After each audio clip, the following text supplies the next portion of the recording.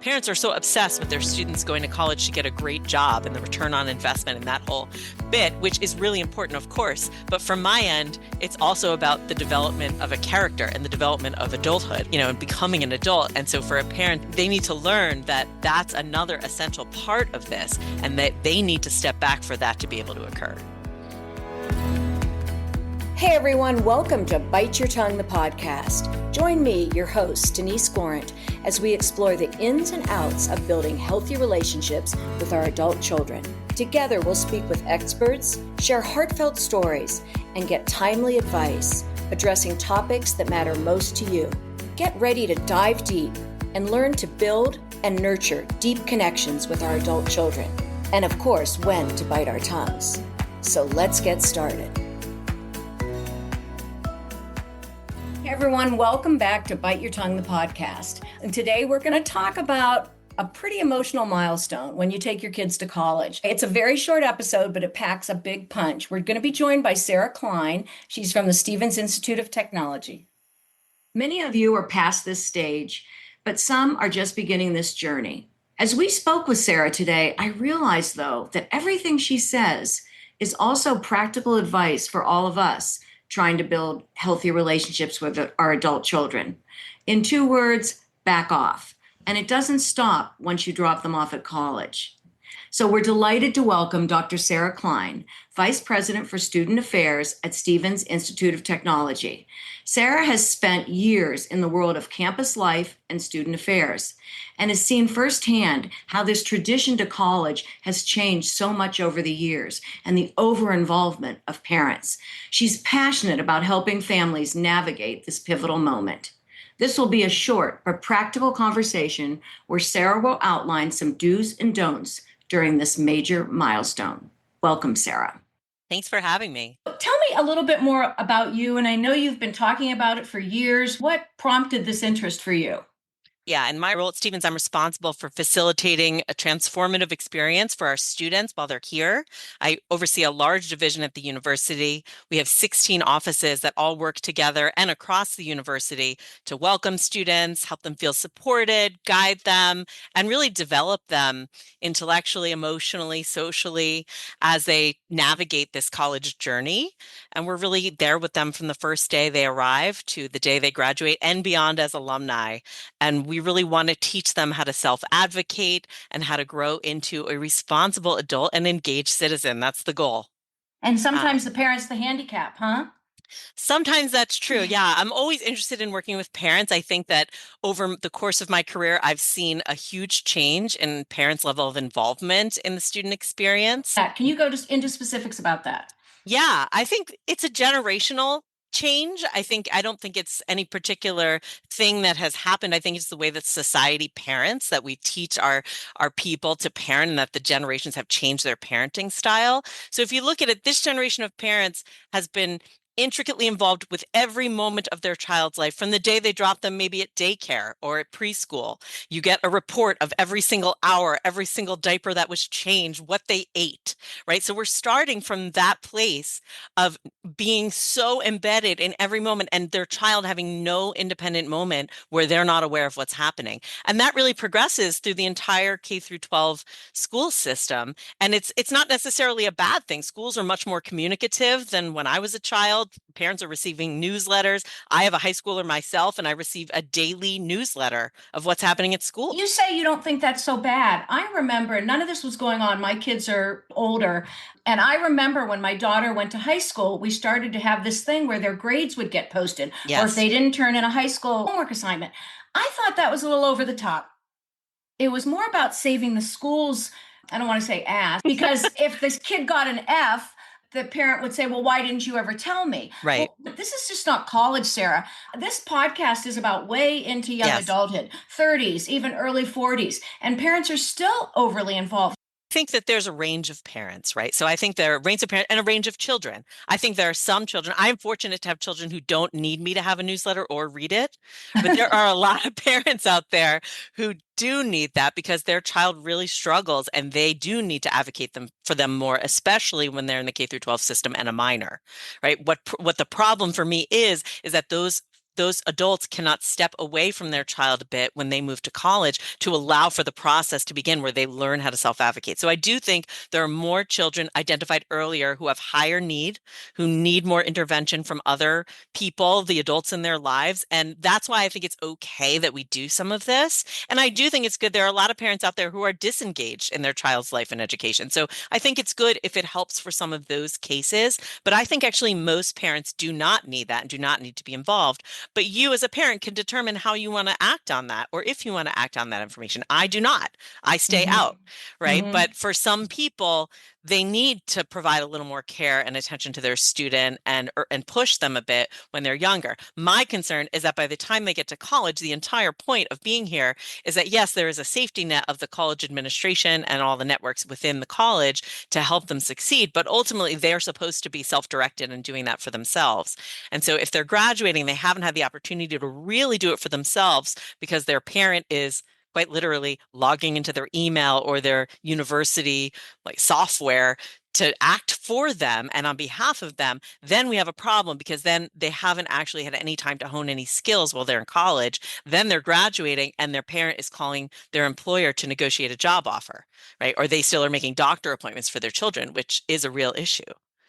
So, how do you change from sort of this involvement in high school and getting your weekly newsletter and checking your kids' grades? Maybe you do have a child that needs that extra support, and now you drop them off at college. It's pretty hard to just slam dunk, I'm done. What's your down and dirty suggestions for parents? Yeah. I think it's hard because some parents don't have any need to make a change, right? They're happy with it and their child maybe loves it. I mean, it's great to get babied, right? People love that. So I think it does have to come from both the student and the parent together. But from my end, it also comes from me and my team. We make a lot of outreach and we do a lot of education to incoming parents and families about what it's like to navigate a change in college and what we expect of parents and what we cannot do with parents.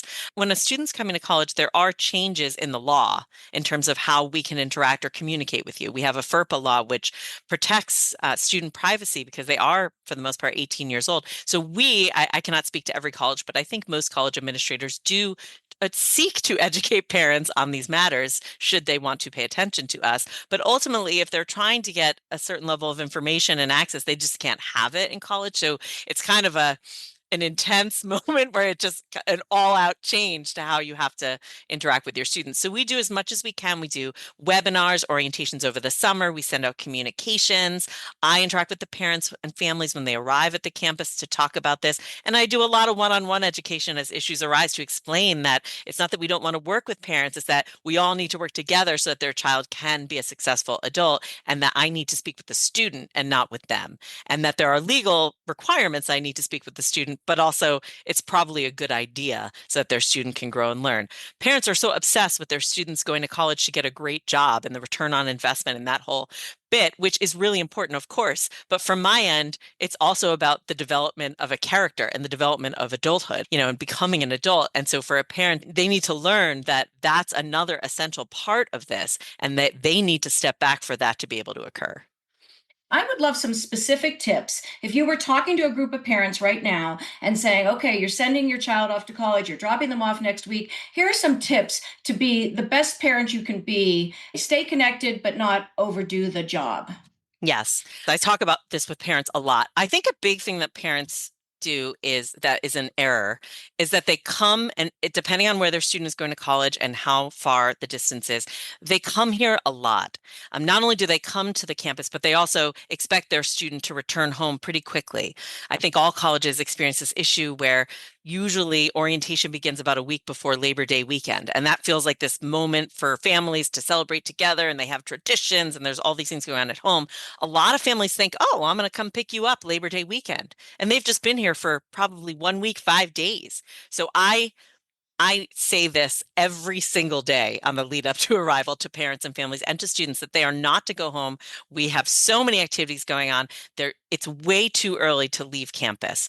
When students get homesick and they miss home, it just worsens it. It exacerbates it and it prolongs the homesickness when the parents keep trying to resolve it by picking them up or encouraging them to come home or bringing dinner or getting their laundry or all of those things. The parents really just need to have an actual break where they drop their child off and do not return to campus and do not have any in-person interaction with their child. I say for 6 weeks. Most administrators like that 6 week time frame. It does take 6 weeks to kind of recalibrate, adjust to the college environment, meet some people, and for this to start to feel like a place that could be home. And if you start having those in-person interactions too soon, or they're going back home and just returning to a comfortable environment, it just makes it even harder for them to adjust at college. So really letting them stay here, usually campuses, including Stevens, we intentionally plan a family weekend or a family day that's about 6 weeks in for that exact reason. So that's a great time to have a first interaction, or maybe Thanksgiving. What advice would you give to a parent where the child is texting them or calling them? I can't stand it here. My roommate's smoking pot every day. I got to get out of here. This is the saddest I've ever been.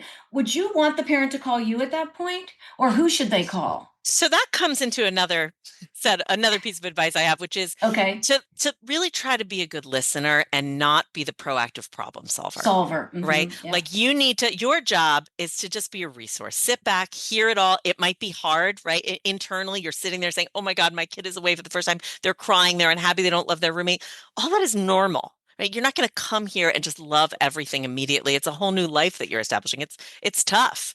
So being a good listener and realizing that your child is another adult at this point and it's different now and they have to figure it out. So empowering them, asking questions to help them figure it out, asking how they've already tried to solve it. Who have they already talked to on campus? Trying to help connect them to the resources. I actually don't think a parent should call at that time. I think that that's on the parent to interact with their child and encourage their child to do everything they can proactively and also just to be patient. Some of these things just do take time, but often I find that when parents call too early with complaints like that, it's that the student actually hasn't done anything proactive to try to meet other students or try to solve the roommate problem or talk to the RA. There's so many low-hanging fruit things that could happen during that time that never happen usually before I get the call. So I always urge you to take a deep breath. You probably don't need to call yet, right? Parents should call us if there's some sort of a real emergency. Their student is in danger, their student is thinking about hurting themselves or other people. That is always a time to make a call to the college. There are also times when you can call about homesickness or lack of friends, etc., when you feel like all of the other avenues have been exercised and your student has already tried to do something on their own, because that is the first question every administrator will ask when you call. What has your student already done? Why is your student not coming to talk to me? And it's not anything personal to the parent. It's not that we don't mind speaking with parents. It's just that we're here to work with students and to develop them. And so they need to take some initiative. So I think when the student's calling upset, don't just run to pick up the phone. Take a moment, be a good listener, help your student to solve the problem by asking lots of questions and just being supportive and being patient. That makes perfect sense. And hey, parents listening, that goes way into your adulthood when the kid calls and they can't make their rent. And Exactly. okay, so if you have Yeah. anything else that you think is really important to offer us, let's hear it. I think it's also important for parents to just keep their expectations in check about how it's going to go that first year. It can be tumultuous, a first year of college. It is a huge life adjustment as they're becoming an adult. They may fail classes. They may have a hard time making friends. They may not like the college they chose or feel like they want to change their major, which maybe is something they always thought they would want to do. It's going to happen. It's expected and normal. So for you not to have an overdramatic reaction and response to it is probably helpful because it feels unsupportive, even though you're just worried. I think a lot of what parents are doing is they're just feeling anxious because they want their child to be so successful, which makes sense, right? Of course. But by you being anxious, you are just worsening the problem. So allowing a space to have mistakes happen because they are going to happen and we expect that to happen. And this is the testing ground. This is where they can try things out. And that's what they're supposed to be doing in college is trying different classes, trying different relationships and friendships, and then figuring out what kind of person that they want to be based on how those things go. It's a trial and error situation. So parents need to understand that that's going to be expected and it's very normal.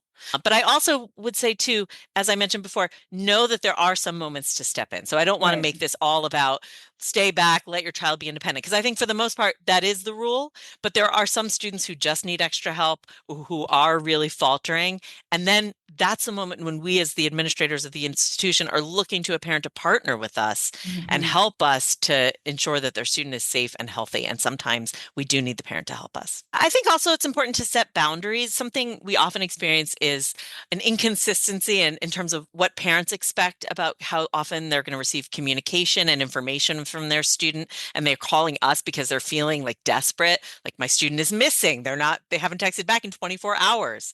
Parents all have the track your student's Oh, location app. They'll say to me, my student's supposed to be in class, and I see they're not in okay. class. Do all Right? parents have that? Do all parents have Right. that? I think most parents have that at this point. Most Okay. parents think overparenting. They're logging in on their student's email account and sending emails to me as the student sometimes.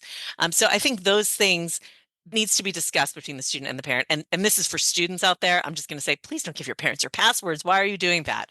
But you're enabling them. Well, it could Um, be that the parents demand it. I'm not giving you the right. cell phone unless you give me the password. I'm My sure that's guess is out that there. any student would not give their parent the password um, openly or Yeah, without. yeah. Yes, yeah, there's no way. I'd like to think not, but some students I think kind of like that their parents come in and do it for them. Again, it's nice to have someone do it for you. Oh, But I do think there's often a disconnect in the communication piece. Students, once they get here, they get really busy. Like orientation is a great example. Parents are used to having texting with their child and talking with them all the time. And suddenly 3 days into orientation, they haven't heard from their kid. And they're contacting us to say, I am very concerned. And then we contact the student and they say, I'm busy. Right? I'm in the middle of something. I can't just text my parent all the time. So I like to tell students and parents, and this shows my age, but I say, what I did in college was I set up a time every Sunday at like everyone 8 every p.m. Sunday. Right? Right. That's what we did. Well, when I Um, was in college, you lined up at the phone. There was at the one phone phone booth. in the I know about hallway. this. Yes. I didn't have cell phones either in college, so I know. And we just set up the one time, and then there was no expectation that I was communicating at any other time. Now I know that was before a time when we just texted everyone all the time, so maybe it's a different setup, It but is a some sort different of a setup. check-in point, right? So that yes, your parent knows you're not missing. Yes, you're just busy. You have a lot of exams, right? But those kinds of things, and even parents showing up on campus without telling their student and expecting to see them. I mean, parents don't realize we can't even let them into the residence hall or telling them where a student lives. We have privacy law. And they'll sometimes come here and be shocked that no one can let them in, even though they're paying however much they're paying, and that their student isn't available to see them right now. Right? Sometimes the student is out doing something else, didn't sleep in their room last night. And that's really, I think, an invasion of privacy. So I talk to parents a lot about, remember, this is another adult. And I know it's hard to think of your child as an adult, but they are now. And there was a clear break the day that you dropped them here.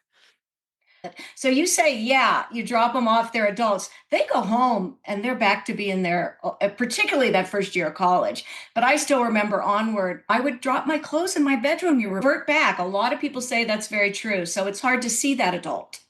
Yeah, that it is a weird situation when you do come back, especially those first few times over Thanksgiving or break Mm-hmm. that first year. I still remember doing that myself. And to renegotiate the relationship when you are living back at your parents' house is an awkward moment for both on both ends. So I think Exactly, that's where exactly. clear communication is needed. The parents need to say, you still have a curfew at my house. I still Right, right, expect you to right, come back right, and right. text me. Exactly. But for the student to also say, okay, but you don't need to know my whereabouts or whatever it is that they're going to negotiate. Right. But that can be awkward.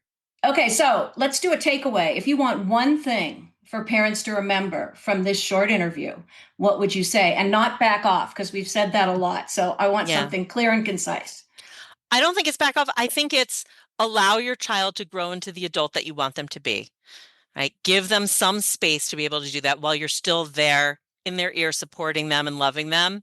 But the way that you love them as an adult is different. Gosh, I just love that. And I'm going to say that just transfers all the way through young adulthood.